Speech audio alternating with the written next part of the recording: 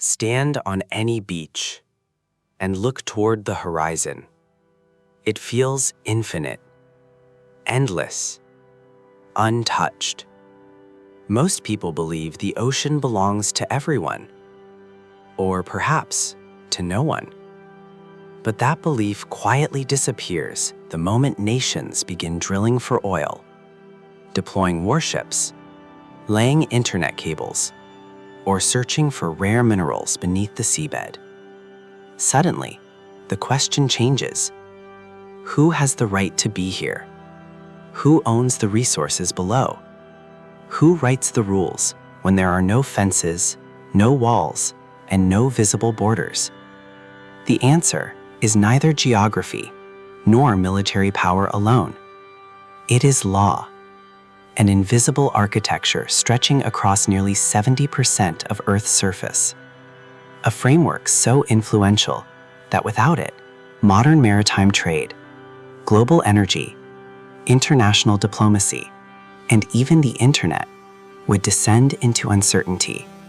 That framework is known as UNCLOS, and once you understand it, you begin to see that the world's oceans were never truly free.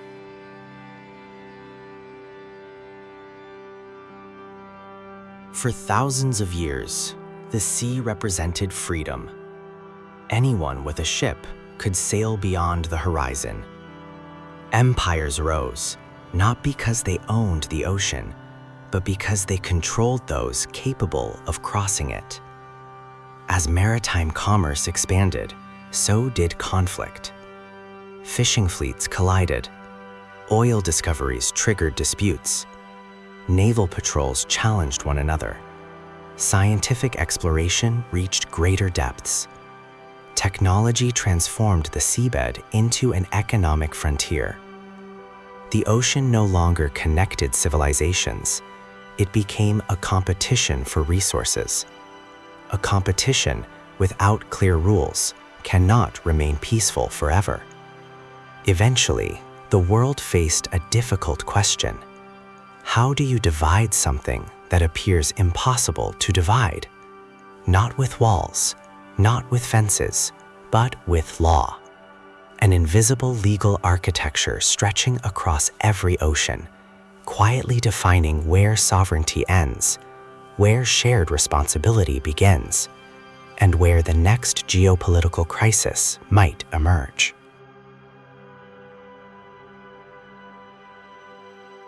Open any world map, and the oceans appear empty. Blue. Borderless. Limitless.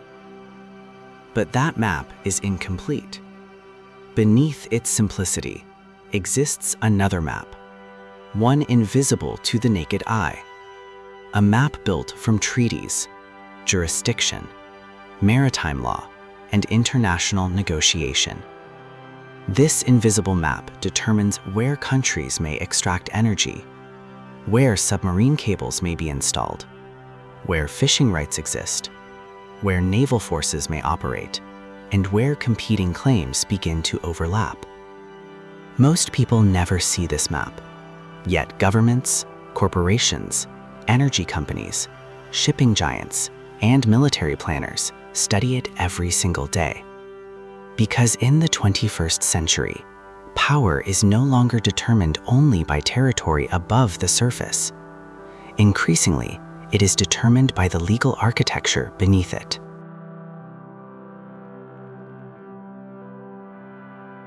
For centuries, the oceans were governed by a remarkably simple idea: freedom. No nation could realistically control the open sea. Ships sailed, empires traded, navies projected power, merchants crossed continents. The oceans connected civilizations precisely because no single civilization could completely dominate them. But technology changed everything. Oil was discovered beneath the seabed. Fishing fleets became industrial. Submarine communication cables connected continents. Natural gas fields transformed coastlines into strategic assets. Suddenly, the ocean was no longer empty. It became valuable. And wherever enormous value appears, competition inevitably follows. Without shared rules, every discovery could become a conflict. Every coastline could become a battlefield. Every resource could trigger another war. The world needed something stronger than military power. It needed predictable rules. Not to eliminate competition, but to prevent competition from destroying the system itself. Unlike land, the ocean has no natural borders. There are no mountains, no rivers, no walls, only water. So humanity created something more powerful than physical barriers: legal boundaries, invisible lines recognized by governments around the world. From the shoreline, territorial waters extend outward. Beyond them, additional layers of jurisdiction quietly emerge. Each zone grants different rights, different responsibilities, different limitations. Some govern security, others govern natural resources, others determine who may explore, fish, or construct infrastructure beneath the sea. To ordinary people, the ocean still looks unchanged. To governments, it has become one of the most carefully divided spaces on Earth. Not through concrete, not through fences, but through international law. UNCLOS is often described as the constitution of the oceans, not because it governs governments, but because it governs expectations. It establishes common definitions, shared procedures, recognized jurisdictions, predictable mechanisms for resolving disputes. No treaty can eliminate geopolitical rivalry. No legal framework can erase competing interests. But predictable rules dramatically reduce uncertainty. Shipping companies invest because routes are recognized. Energy companies drill because legal rights are defined. Telecommunication companies lay submarine cables because international protections exist. Even rival nations often rely upon the same legal architecture because uncertainty is expensive. Predictability creates investment. Investment creates prosperity. And prosperity gives every participant a reason to preserve the system.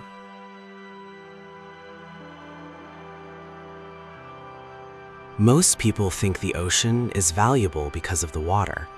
In reality, its greatest value often lies beneath it. Below the waves exist oil fields, natural gas reservoirs, critical minerals, submarine internet cables, future energy infrastructure, scientific discoveries waiting to be explored. The deeper humanity looked, the more valuable the seabed became, and value changes behavior. When resources become strategic, law becomes infrastructure. Ownership, exploration rights, environmental responsibility, commercial licensing, scientific access. None of these can rely on assumption. They require rules. Because the moment billions of dollars depend on the same seabed, uncertainty becomes one of the most expensive risks on Earth.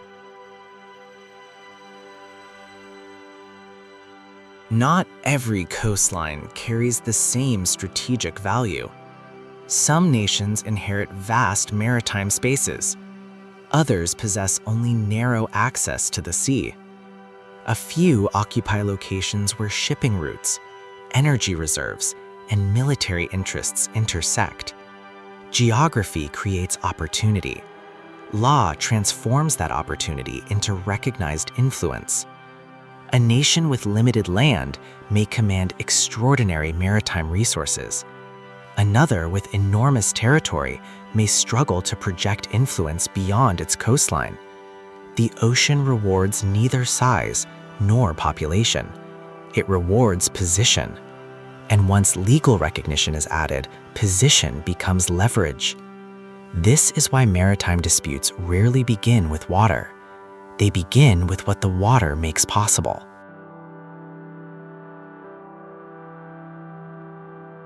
Law creates order. Power enforces reality. The two often cooperate. Sometimes they collide. International law provides a common language, but every nation also evaluates security, economic interests, and national strategy. When those priorities align, the system appears remarkably stable. When they diverge, the invisible map becomes visible. Diplomatic negotiations intensify, naval patrols increase, legal arguments multiply, economic pressure grows. The framework remains, but every framework is ultimately tested by the ambitions of those operating within it. That is why maritime law is never merely about legal interpretation. It is also about incentives, capabilities, and the power of power that quietly surrounds every treaty.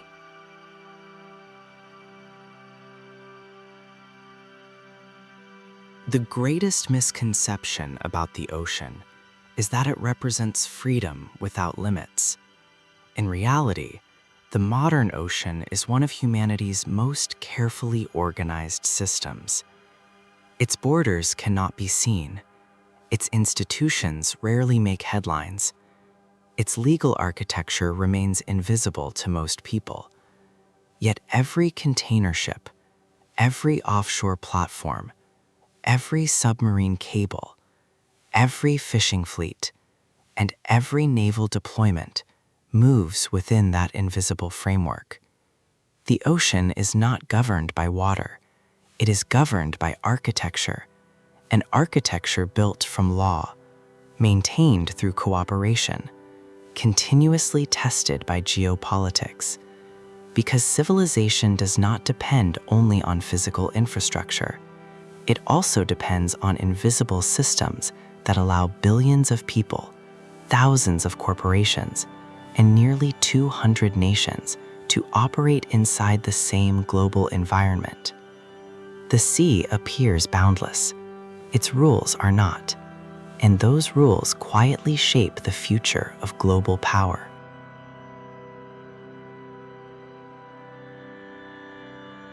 The ocean has always appeared infinite, borderless, untouchable. But appearances can be deceptive. The modern world did not remove uncertainty from the sea. It replaced uncertainty with architecture, invisible boundaries, shared legal principles, recognized jurisdictions, common expectations. Together, they transformed vast oceans into predictable infrastructure. Global trade expanded because ships understood the rules. Investment accelerated because businesses trusted legal certainty. Cooperation became possible because even rivals could reference the same framework. The sea was never simply water. It became a platform supporting commerce, energy, communication, security, and civilization itself. Once you begin to see that invisible architecture, the ocean no longer looks empty. It becomes one of humanity's greatest engineering achievements, not of concrete or steel, but of law.